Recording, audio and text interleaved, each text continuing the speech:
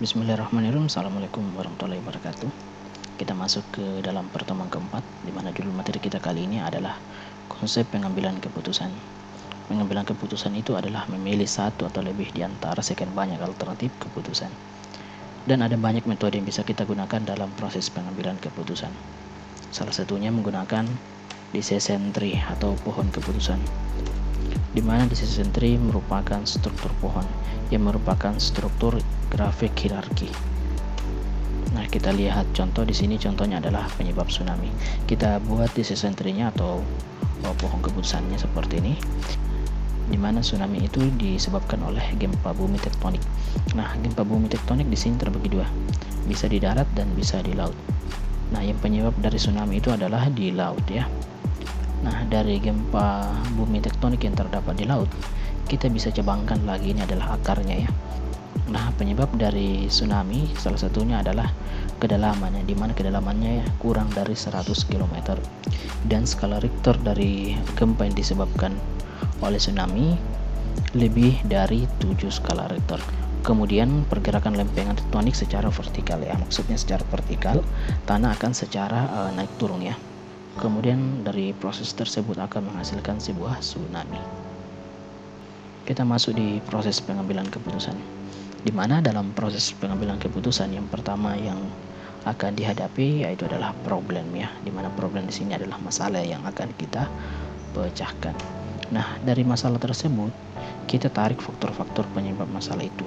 Apa-apa saja faktor penyebab dari masalah tersebut. Contoh, tadi kan ada tsunami. Nah, di sini tsunami kita bisa tarik faktor-faktornya apa saja ya. Salah satunya adalah gempa di kedalaman laut ya. Kemudian untuk memecahkan problem tersebut kita butuhkan sebuah proses logika. Logika di sini banyak sekali ya. Dalam sistem Pakar ada beberapa logika yang paling banyak digunakan, seperti forward chaining, backward chaining, dan lain sebagainya. Dan itu akan kita bahas juga di pertemuan selanjutnya. Kemudian setelah proses logika dan serangkaian proses yang ada di atas, maka kita bisa mengambil sebuah keputusan. Nah, sebuah keputusan tidaklah lepas dari penalaran. Penalaran di sini atau biasa juga disebut dengan reasoning. Selanjutnya kita masuk di penalaran, di mana penalaran merupakan proses kerja yang melibatkan pengetahuan, fakta, dan strategi pemecahan masalah untuk menarik sebuah kesimpulan. Dan ada banyak jenis penalaran yang paling banyak juga digunakan. Di antaranya ada penalaran reduktif, penalaran induktif, penalaran abduktif, analogi, common sense, dan non-motorik. Kita akan bahas satu-satu. Yang pertama penalaran deduktif, di mana penalaran deduktif di sini bergerak dari umum ke khusus atau ke konklusi khusus ya, di mana menggunakan fakta dan aturan dalam proses penalarannya. Proses penalaran deduktif dimulai dengan membandingkan aksoma dengan seperangkat implikasi untuk menyimpulkan aksoma baru. Aksoma di sini adalah kesimpulannya. Kemudian contoh, kita masuk di contohnya. Yang pertama implikasi atau rules ya, dimana rulesnya di sini adalah gempa bumi yang dibuat memicu tsunami jika gempa bumi tektonik terjadi di bawah laut. Di sini adalah implikasinya atau aturannya ya. Jadi syarat untuk terjadinya tsunami yang pertama disebabkan oleh gempa bumi di bawah laut. Kemudian faktanya ya atau aksoma, gempa bumi tektonik terjadi di bawah laut. Maka kita bisa tarik kesimpulan bahwa hal tersebut berpotensi memicu terjadinya tsunami ya.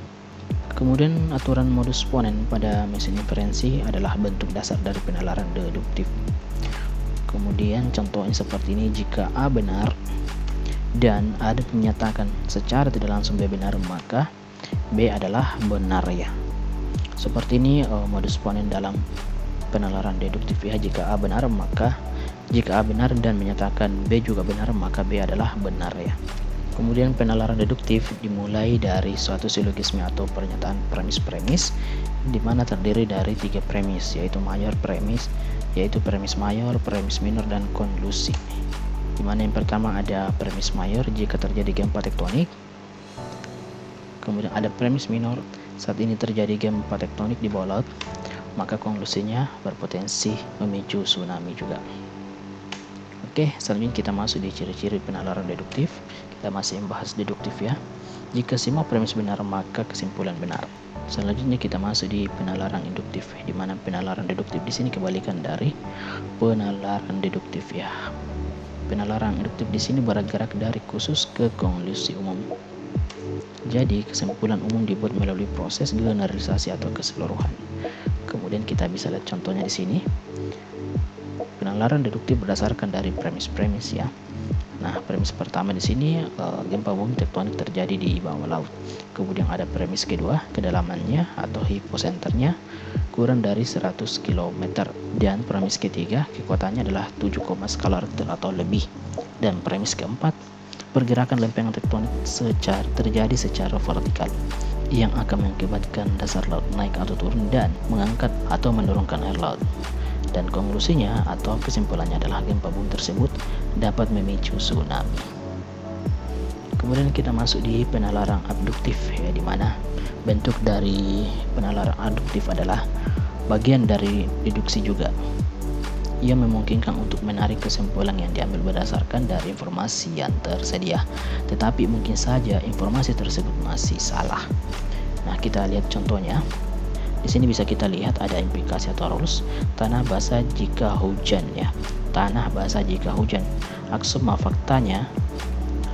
atau faktanya tanah basah. Kesimpulannya hujan. Hal tersebut masih bisa salah ya. Kenapa? Karena tanah basah bisa saja tidak terjadi karena hujan. Bisa saja terjadi karena tanah tersebut disiram oleh air ya, atau disengaja disiram saja. Berarti derajat kebenarannya di sini masih kurang ya. Kemudian kita masuk di penalaran analogi, di mana penalaran analogi di sini adalah proses menyimpulkan berdasarkan kesamaan data atau fakta ya. Jadi membandingkan data yang sama atau fakta yang sama. Kemudian analogi juga dapat dikatakan sebagai proses membandingkan dua hal yang berlainan berdasarkan kesamaan. Kemudian berdasarkan kesamaannya itu ditariklah sebuah kesimpulan. Kita lihat contoh. Nina adalah lulusan Akademi A. Nina dapat menyelesaikan tugasnya dengan baik. Ali adalah lulusan Akademi A. Oleh sebab itu kita bisa tarik kesimpulan bahwa Ali dapat menyelesaikan tugas dengan baik. Ini yang disebut dengan penalaran analogi ya. Kenapa Ali bisa menyelesaikan dengan baik? Karena ada data yang sama. Ali dan Nina memiliki data yang sama. Data yang samanya di sini adalah sama-sama lulusan dari Akademi A ya. Sehingga Ali akan dapat menyelesaikan tugas dengan baik seperti yang dilakukan oleh Nina. Selanjutnya kita masuk di penalaran common sense ya. Common sense di sini adalah pemecahan masalah secara efisien melalui pengalaman. Di mana common sense di sini menggunakan akal sehat ya untuk memecahkan sebuah solusi dengan cepat. Kita lihat contohnya di sini. Contoh ya, seorang mortir bengkel bisa langsung mengetahui komponen apa saja yang harus diganti dari suara mesinnya saja karena menggunakan penalaran common sense ya. Kemudian juga seperti teknisi komputer, dari suaranya saja ya, pada saat dinyalakan komputernya atau laptopnya, seorang teknisi akan langsung tahu bahwa komponen yang ini yang rusak, seperti keyboard, ada RAM dan lain sebagainya yang ditandai dari suaranya saja ya. Kemudian ada penalaran non motorik ya. Penalaran non motorik di sini melibatkan ketidakpastian, di mana dimungkinkan terjadi perubahan pada pengetahuan. Penambahan sebuah atau lebih fakta baru akan dapat mengubah konklusi atau kesimpulan yang sudah dibentuk. Ini disebut dengan penalaran non motorik. Kita lihat contohnya, seperti contohnya di mana konklusi atau kesimpulan flu disebabkan oleh beberapa faktor, diantaranya ada flu sampai sakit kepala. Nah, jika ada penambahan data di sini atau penambahan fakta baru, maka konklusinya akan berubah. Contoh di sini ada COVID ya, di mana batuk di sini kan ada semua ya. Ketika ada fakta baru yang ada di sini, bisa saja hal tersebut sudah bukan lagi flu, tapi sudah COVID-19. Oke, saya kira cukup dulu untuk pertemuan kita kali ini. Kita lanjut di pertemuan selanjutnya.